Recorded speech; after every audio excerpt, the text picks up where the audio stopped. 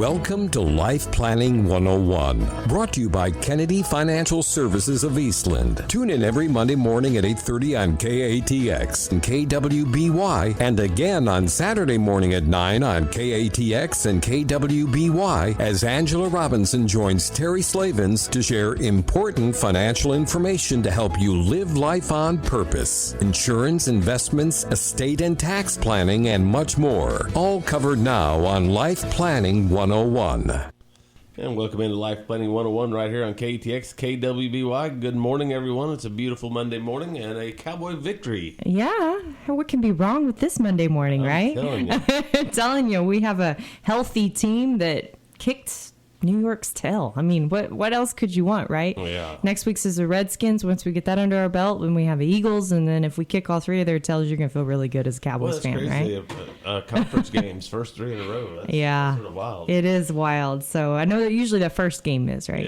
Yeah. But but no, it's fun being a Cowboys fan today. Both my kids were wearing Cowboys clothes to school today, and they said, "Mommy, you going to wear your Cowboys shirt?" And I said, "Okay." So here I am in high heels and a Cowboys shirt, and I'm excited to be a fan. But we've got a great topic today, and I want to start by I came across this little, picture cartoon thing, and it was about this couple, and they're sitting in the car, and the woman says to her husband, "We should talk about our final arrangements so the kids aren't burdened with it."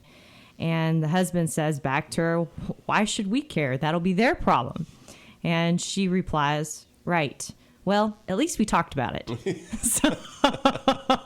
And I thought, that's a perfect lead-in for this topic today, because we're talking about a simple estate plan.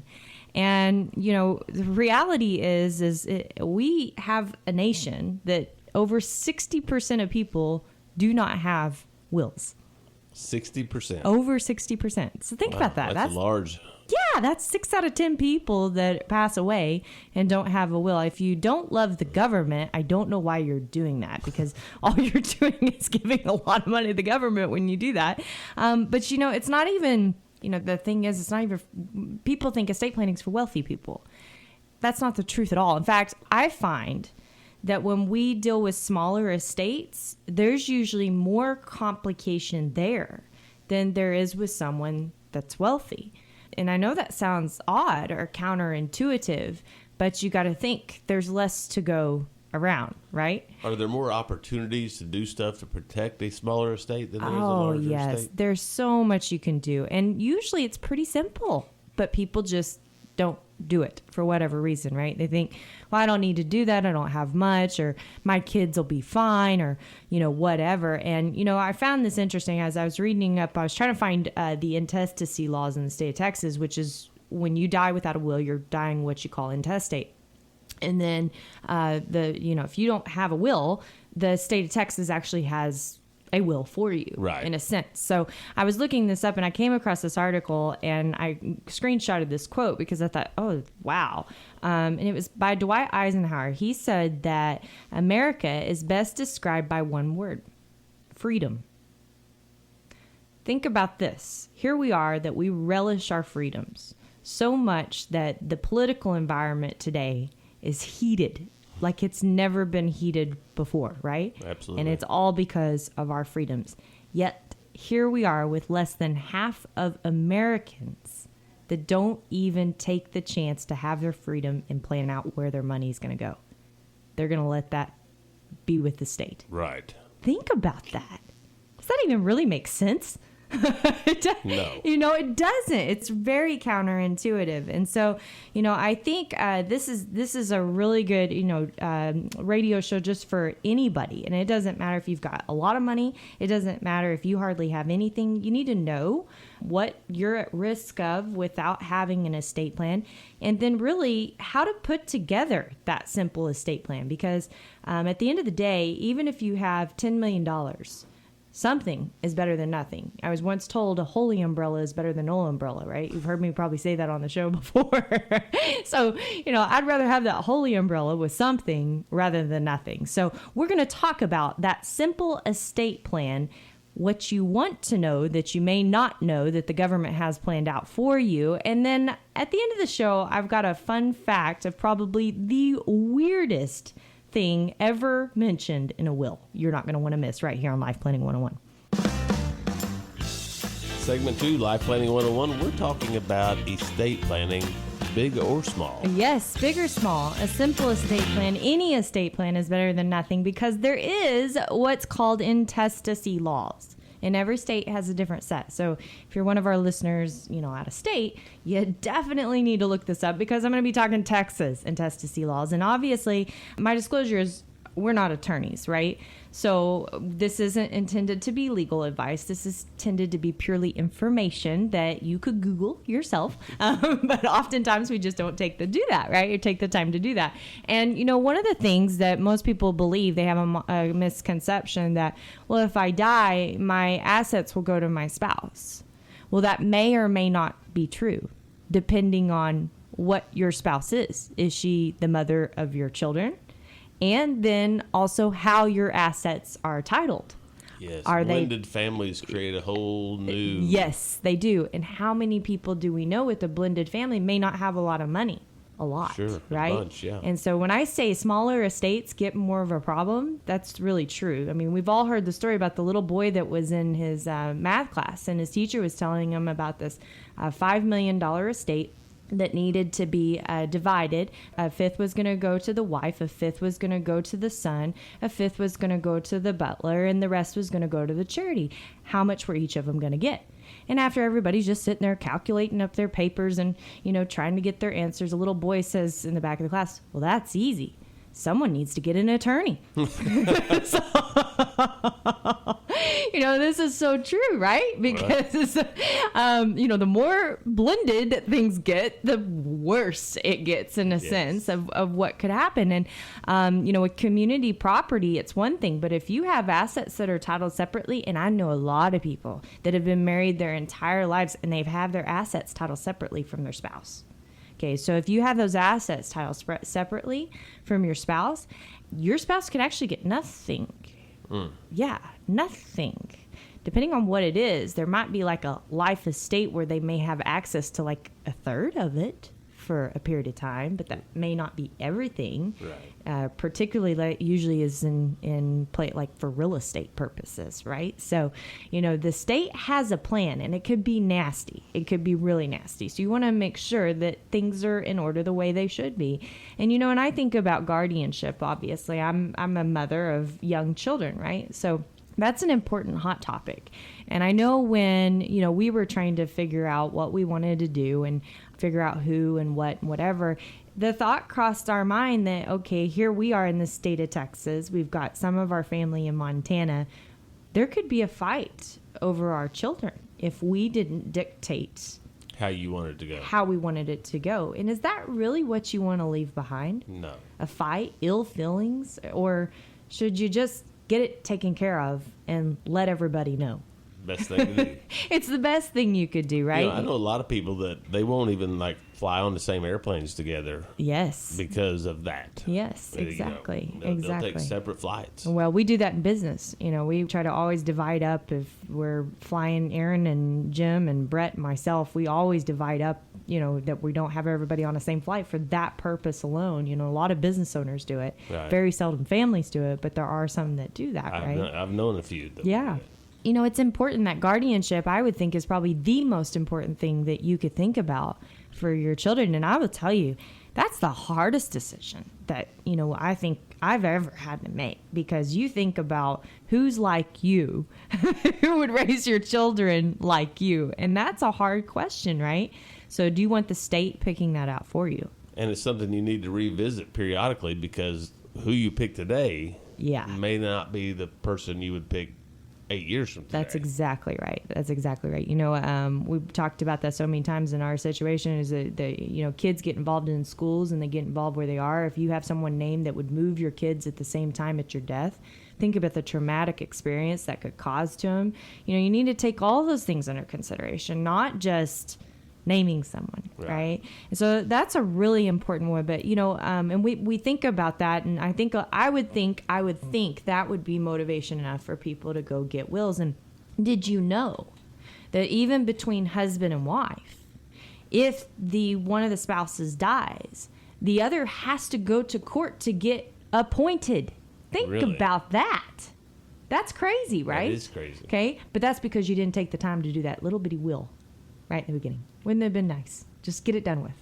Be done with it. And wills are not cost prohibitive. Oh my gosh, no, absolutely not. And I think that's where people say, well, I don't have the money, I don't have the assets. Well, again, I would lay claim to that the fewer assets you have, and sometimes is more important to do your estate planning than having no assets, because I have seen, and I mean we've been through this with people where widow was left with nothing, kids have something, widow has to rely on kids, but oops, they're stepkids. So now what do we do, right? How is she taken care of? And she never is the way she should have been, right? So you see all kinds of things like that, or your kids fighting over stuff. I mean, who heck wants that? And the truth be told is that really the smaller there is to go around, the worse that gets. I hate to say that. I hate to be ugly like that, but that's really the truth of it, because sometimes when it gets condensed down, somebody needs that money, right? And I was visiting with and I think I shared this few months ago on the show with this story, so forgive me if you heard it, but it's really important. I was speaking with a fellow advisor that I do a study group with, and he was telling me about his mother that was passing away, and his sister and his brother did not want to spend her money on care. They didn't want to do it. And the reason that they didn't want to do it was because they wanted it, right? And anybody that ever says I don't care about the inheritance that I'm getting, I'm telling you, my antennas go up like like none other, because I think that's not true. That's not true. Even if you were to say that, I were to say that, that is not true. No one doesn't care. No one doesn't care. Now, you might have your priorities in order, but to say you don't care, that's wrong. Because the reality is when there is money involved, who in the family wants to see that depleted? No, nobody does, right? Even mom wants to make sure that it stays intact as much as possible for kids. Why do you think that people do so much planning at the end of their life? Only when it's too late, right? Because they're trying to save everything. You mentioned something. It's a lot easier to protect, right? Well, it can be, but don't start too late, because sometimes it's not. I mean, we've got a client right now that literally came in and said, my gosh, we should have listened to you years ago, because here we are. We might be risk losing the farm. So, the thing is that people don't believe it'll happen to me. They don't believe that there's enough assets there. And in their situation, there is nothing else. There's no cash. There's nothing. There's a farm. So spouse goes on welfare, Social Security, disability. Now what? There goes the farm. Yeah. There goes they have to spend it down. They cannot keep that asset, right? And so they've got to spend that down, and nobody wants to see that happen. So to say you don't care, again, my antennas just go straight up, right? Now, in his situation, he said it. He said, I want that money to be used for my mom, because she needs it right now. It's not that even that I don't care. I've done well for myself. I don't need the money. And yeah, it's going to hurt to write those checks, but this is what needs to happen right now. So, people go through different things, and you may think your kids all get along great and everything's just fine and dandy today. But what about a divorce? Then what? Now you've got a kid that's got half of what they did have. Are they still in the same right frame of mind as they were when they had the full amount? Or probably not. No, they're probably counting on that inheritance a little bit more, right? Or what if they got kicked in the head by a horse, and then all of a sudden, I mean, when I say horse, but in our world, that's what I think about. So you get kicked in the head by a horse, and all of a sudden, they're not the person that they once were, because they just don't think quite the same, and they can't understand things quite the same, and they feel victimized, and everybody's after them. Now, how are things going to look, right? Not pretty. It's not pretty. It's not pretty. So, is it worth it? That's my point. Is it absolutely worth it not to go down and go to see a local attorney and spend a big $500 and get something done? I think it's not. So I think another thing that people forget about is, we call them the devil's advocate questions, but we think a lot about second marriages and divorces. And, we live in a world today where if you're 70 years old, there's a pretty good chance if you're single, you'll get remarried. Sure. Think about that. 70. I mean, people used to retire at 65, planning to die like really soon, right? I mean, that was the world we lived in, right? I mean, all of our pension numbers were based off of it. The Social Security system was built off of the fact that you were going to die when you retired. Today, you get a second wind. You retire, you get to do it all over again. Go through marriage, go through new grandkids, go through new everything, right? Right. Okay, so now you've got all this. You die. Does all that you worked for go to that new family? Do your kids get inherited? If you don't do any planning. That's right. That's right. But we don't think about those things, right? We actually think, well, there's really not that much there to deal with or to do with. And, the unfortunate thing is, I say unfortunate. It's fortunate, but it's unfortunate. Texas really is a very, I don't know how you put this, like common sense state. They really are. Like right. You look at the laws in our state. We've always talked about it's a friendly state to die in. Haha. It's the laws here are very, very simple and easy to get along with. Well, that might be true in divorce, but it might not be to your favor. And we've seen this time and time again. When people get divorced, they go to attorneys and the attorney tells them, we're going to be able to get you 65% of this or blah, blah, blah. And we tell them, nope. We've seen it before, 50-50. We live in a state, it is 50-50. No matter how you skin that cat, we don't do alimony here. We don't do all these things. It's 50-50. And guess what comes back at the end of the table every single time, no matter how much money is spent on attorneys? 50-50. 50-50, right? So we live in a state that it's common sense state, and it's meant to keep people out of that legal system in a sense, right? However, does that mean that that's beneficial for your estate planning? No. Absolutely not. Because the minute you commingle something, if you are that 70-year-old and you go into that marriage and you don't protect that, the minute you commingle it, guess what? She's got half of it, or he's got half of it. 50-50. It is 50-50, right? So this estate planning deal is really, really, really important, especially in this blended marriage society that we deal with today. So a simple estate plan, how do you do it? Right here when we come back on Life Planning 101. Final segment, Life Planning 101, simple estate planning. Angela? Yes, and the question I think for our Twitter poll this week is very appropriate. Is your estate plan as simple as you thought?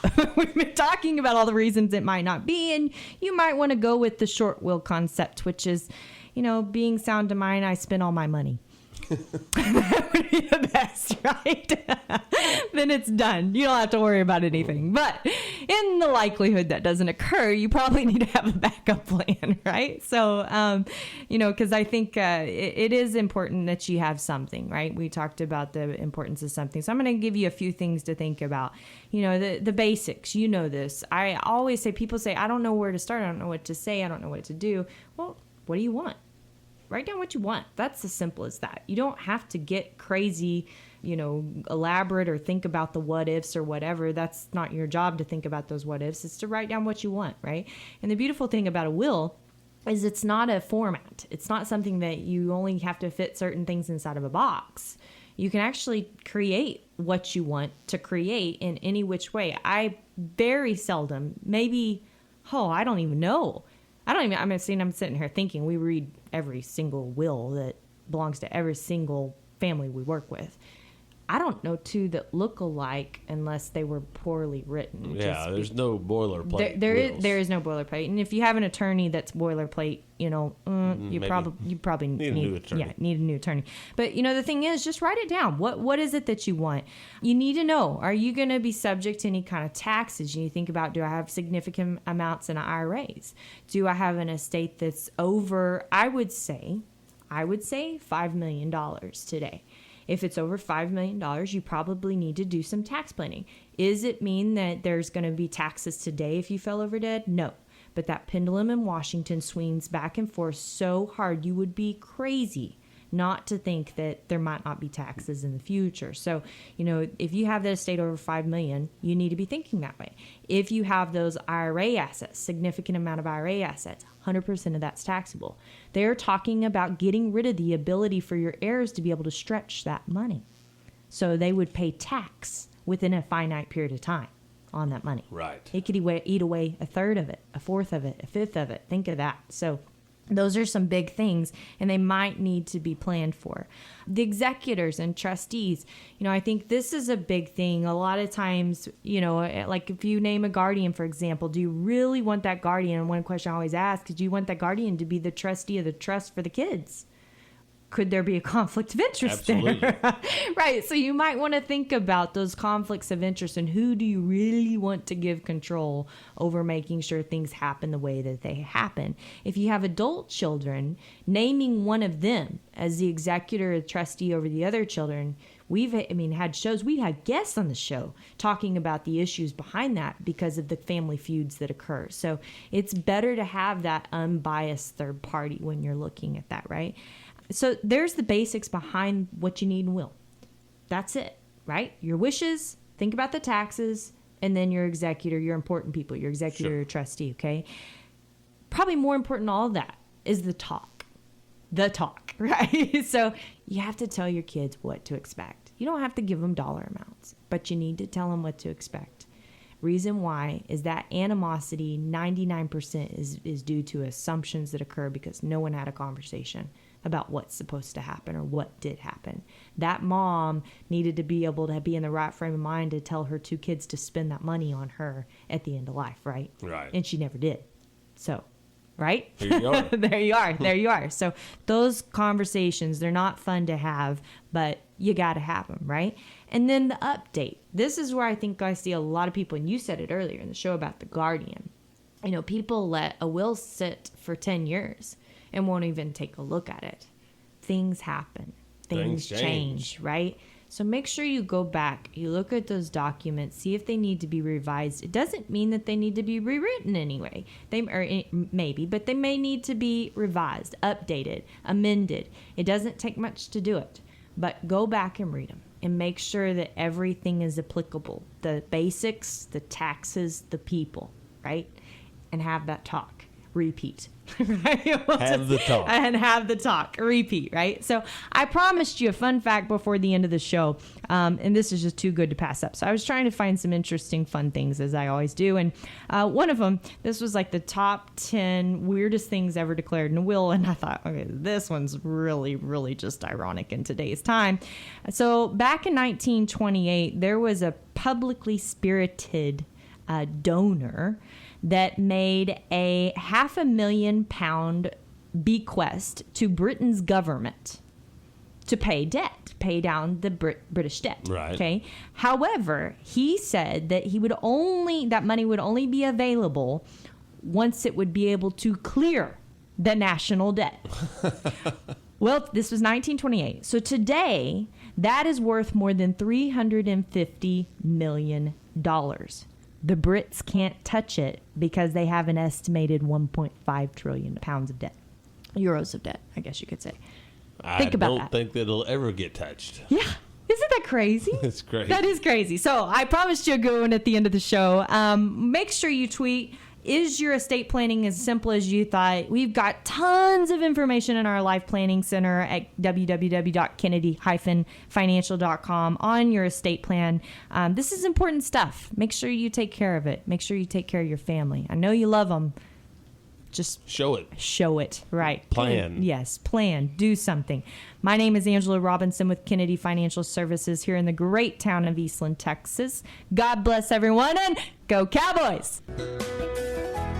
Thank you for joining us for Life Planning 101, brought to you by Kennedy Financial Services of Eastland. Tune in every Monday morning at 8:30 on KATX and KWBY, and again on Saturday morning at 9 o'clock on KATX and KWBY for more Life Planning 101. Advisory services offered through Smart Money Group, LLC, a registered investment advisor. Securities offered through Calton & Associates, Incorporated, member FINRA SIPC. Kennedy Financial Services, Incorporated is an independent of Calton & Associates, Incorporated, and Smart Money Group, LLC.